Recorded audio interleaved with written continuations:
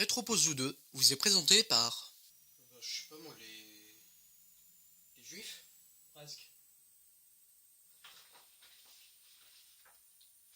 Ah bah oui, forcément.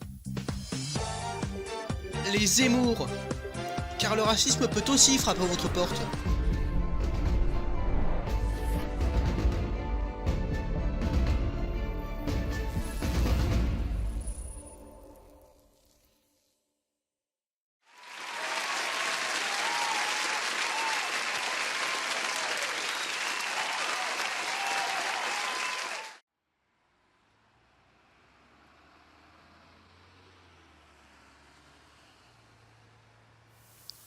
À la base, il y a quoi?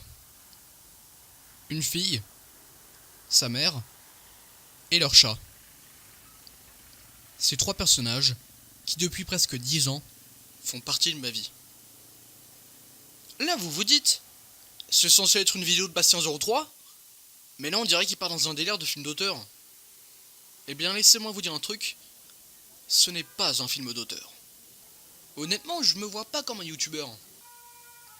Juste un gars qui fait ce qu'il aime. Bon, on commence ou bien? Parce que ça devient chiant là.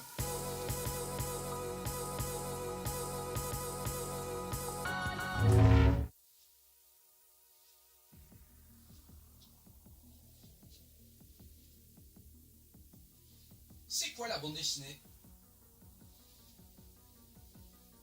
Et quelle est votre définition du 9e art? Si pour vous c'est juste un divertissement, alors ce n'est rien de plus que du texte et des dessins sur une cinquantaine de pages. Mais non. Julien Nil a réussi à faire de la bande dessinée une œuvre aussi personnelle qu'une autobiographie. Bienvenue dans Rétropose 2. Julien Nil est selon moi l'un des meilleurs auteurs de la nouvelle génération du 9e art. Dans 50 ans, il sera considéré comme l'un des dignes successeurs de Goscinny, Maurice ou encore Hergé. Il a commencé à travailler dans le milieu du graphisme et de la publicité pour devenir à la suite directeur artistique chez un éditeur de cartes postales à Aix-en-Provence. Il y vit toujours et il a décidé de poursuivre son travail graphique en indépendant. Et avant de voir ses planches publiées dans Cho, il a travaillé pour internet et les jeux vidéo. Le succès de ses planches validera la sortie de son premier livre en 2004 chez Glénat, Le Journal Infime, qui lui a valu le prix jeunesse au Festival d'Angoulême en 2005. Les tomes 2, 3 et 4 se suivent tous les ans, tout en rencontrant leur succès. Son apogée est atteint en 2009 avec le 5e tome, Laser Ninja, qui vaudra à Julien Nil de recevoir le prix jeunesse des Fauves, toujours au Festival d'Angoulême. Ainsi, les tomes 6 et 7 sortiront respectivement en 2012 et en 2016, ainsi que le tome 8, qui a conclu la saison 1 en 2018. Ça vient de faire 14 ans de BD à rattraper, donc je vous propose de commencer maintenant. Journal Infime sort le 26 mai 2004. Une jeune fille aux mèches carrées nommée Lou qui vit avec sa mère est amoureuse de son voisin Tristan depuis plusieurs années. Ce premier tome, je l'aime bien. On s'ennuie pas, on n'a pas envie de sauter de page ou de pas lire les textes. Il se différencie de ses suites par le fait qu'il pose les bases de l'univers de Lou. Le visuel, les textes, ainsi que le style d'histoire. Je m'explique. L'histoire repose plusieurs fois, selon moi, sur des petites histoires qui se suivent, qui forment une histoire à fil rouge, étant donné qu'il y a un ordre précis et que les 4 premiers tomes alternent entre une année scolaire et les vacances d'été. A noter que le style graphique se veut plus net et précis à chaque fois qu'on change de tome, comme pour montrer une sorte d'évolution psychologique. Donc, passons à la suite si vous le voulez bien. Morte Bouse sort le 8 juin 2005. Comme tous les ans, pendant les vacances d'été, Lou et sa mère partent en vacances chez sa grand-mère à Morte Bouse, la terre de ses ancêtres, où la 4G ne passe pas. Elle pensait s'ennuyer en regrettant le déménagement de Tristan, mais elle va faire la connaissance d'un jeune garçon nommé Paul, avec lequel elle va se forger une amitié. C'est une très bonne suite. Les dessins sont très bons, et c'est le lien mère-fille entre fille, mère et grand-mère qui fait le charme de ce tome. Mais le point central selon moi reste l'humour. Il y en a beaucoup. Vraiment beaucoup. Surtout dans les scènes avec Clément... Oh putain. Je reviens. On y retourne. Surtout les scènes avec Clément Fifolin.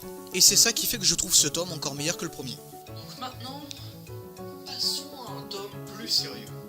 Le cimetière des autobus sort le 14 juin 2006. À la rentrée scolaire, l'immeuble d'en face est détruit. Et là où sa mère se porte comme sur un nuage, et bah pour Lou, c'est la descente aux enfers. Mina prend des distances, elle n'arrive pas à oublier Tristan, mais elle va se faire une nouvelle pote assez spéciale du nom de Marie-Émilie. Ce tome a un style plus sérieux que les précédents, avec une histoire plus sombre parlant de ce que tout le monde doit affronter, la crise d'adolescence.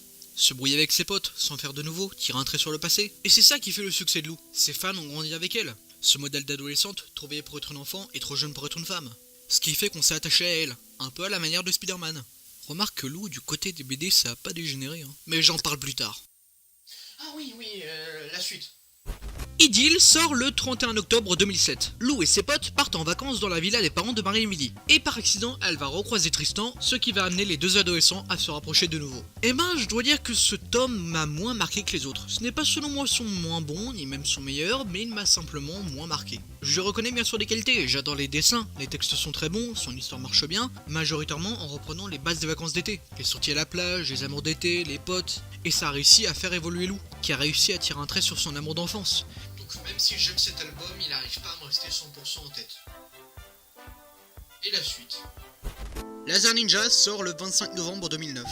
L'immeuble de Lou disparaît dans les flammes, et comme une mauvaise nouvelle n'arrive jamais seule, elle apprend au même moment que sa mère est enceinte. Et Neil, je te rassure, hein, c'est une très bonne idée, et tu t'es très bien démerdé. Comme je l'ai dit dans ma vidéo sur le tome 8, Laser Ninja a été pendant longtemps mon tome préféré de Lou. Mais la question ici c'est, pourquoi il a été pendant longtemps mon tome préféré? Eh bien c'est pour son histoire. L'immeuble victime d'un incendie obligeant Lou à couper définitivement les liens qu'elle tient avec son enfance, et à devoir avancer dans la vie. Ce qu'elle fera en entamant enfin une relation sérieuse avec Tristan. C'est fou quand même ce qu'a réussi à faire ce 5ème tome. Il a réussi à détruire l'une des bases de l'histoire de la BD, et il a fait disparaître l'un des personnages les plus populaires de l'histoire. L'aspect plus sérieux d'histoire se ressent également dans le dessin, avec une colorimétrie plus sombre, et plusieurs changements au niveau des personnages. Le plus notable reste Lou qui a des vrais yeux au lieu de ces espèces de petits points noirs là. Puis faut voir que dans ce tome là... Et pour le tome suivant... je sens que je vais me prendre des cailloux dans la gueule. L'âge de cristal sort le 28 novembre 2012. Plusieurs années après le tome 5, des grands cristaux sont apparus mystérieusement au milieu de la ville. De son côté, Lou est à la fac et partage son temps entre une collecte de données pour le gouvernement, la garde de son petit frère et les sorties en boîte. Un soir, elle touche un des cristaux. Elle se dit que ça ne ressemble à rien, mais c'est pas dérangeant. Est-ce que c'est ça devenir adulte? Et là, si vous avez pas lu les BD, je vous ai perdu. Je sais que ce tome a pas mal divisé les fans. Le style, l'histoire, tout ça. Et pour ce tome, je vais me faire tracher la gueule par les fangirls, parce que même si c'est celui que j'aime le moins, bah je l'aime bien. Bien sûr, pas de mauvaise foi, la BD a des défauts. D'abord, l'histoire est selon moi trop centrée sur Lou. Quand même, il est où Paul? Et Richard s'en est où? Voilà quoi. Mais après, comme je l'ai dit, il n'y a pas que des défauts. Les dessins sont jolis, les textes sont compréhensibles. Ce qu'on peut reprocher à la BD, c'est oui d'avoir des défauts, mais pas d'être nul. Les personnages et l'univers ne sont pas défigurés. Plus vrai, Julien, niveau changement de style, t'en es pas arrivé à là. La cabane sort le 12 octobre 2016. Lou, sa mère, son frère et ses potes partent en vacances à Mortebouse, la terre de ses ancêtres. Et elle et ses copines vont décider de construire une cabane gigantesque dans un arbre tout aussi grand, ce qui amènera pratiquement tous les personnages de l'histoire à se rassembler. Cette BD, je l'ai adorée. Ça te respire de la bonne humeur dans la bouille, c'est cool, ça évolue, ça réunit quasiment tout l'univers de Lou. Il y a ses potes, son frère, sa mère, sa grand-mère, Paul, Tristan et ses potes, les parents de Marie-Émilie, et encore plein d'autres, en plus d'évoquer l'amour qu'on peut porter à quelqu'un, tout en offrant des dessins magnifiques. Ça peut paraître cucu, mais pas du tout. Il y a la scène de la fête où ils parlent tous de ça. Ça te dit clairement que l'amour, c'est pas quelque chose de magique, mais quelque chose de chimique, qu'on ressent avec la personne qu'on aime. Lou qui discute avec Tristan, Marie-Émilie qui se met à aimer, la grand-mère de Lou qui s'est mise à aimer son voisin. Cette BD est juste super belle. Julien Neil, c'est le genre de gars qui, avec 3 coups de crayon, arrive à rendre des personnages adorables et attachants. C'est comme ce qu'a su faire Zep avec Titeuf, mais là avec une fille, des petites histoires de sa vie de tous les jours, et qui fait grandir et évoluer ses personnages. Et c'est ça qui fait que les BD marchent toujours aujourd'hui. C'est qu'il y en a pour tous les goûts. Astérix joue sur les stéréotypes, Isnogoud joue sur le calembour, Titeuf joue sur le côté irrévérencieux, Lucky Luke joue sur la caricature, et Lou, bah ça joue sur la tranche de vie. Ce 7ème tome est beau, fort et surprenant à la fois. Ce rassemblement de personnages signe la fin de la saison, et un 8ème tome, le dernier, voit le jour. En route vers de nouvelles aventures sort le 21 novembre 2018. Lou a bien grandi depuis sa toute première aventure. Et comme elle approche de la vingtaine, elle décidera de faire un road trip en solitaire. Car pour se découvrir soi-même, pourquoi ne pas le faire seul? Ce tome a vraiment changé par rapport au précédent. La couleur, le style, le texte, le genre, cette BD m'a vraiment chamboulé. On ressent tout simplement l'aboutissement du parcours vers l'âge adulte que Lou a parcouru depuis ses premières aventures en 2004. Et les adultes qui ont grandi avec elle auront sans doute adoré ce tome. Et c'est ça qui fait qu'au fond, les BD marchent toujours aujourd'hui, c'est qu'elles font rêver les enfants et font retomber en enfance les adultes. A noter d'ailleurs une autre base peu remarquée, c'est que la couverture de chaque tome reflète son style.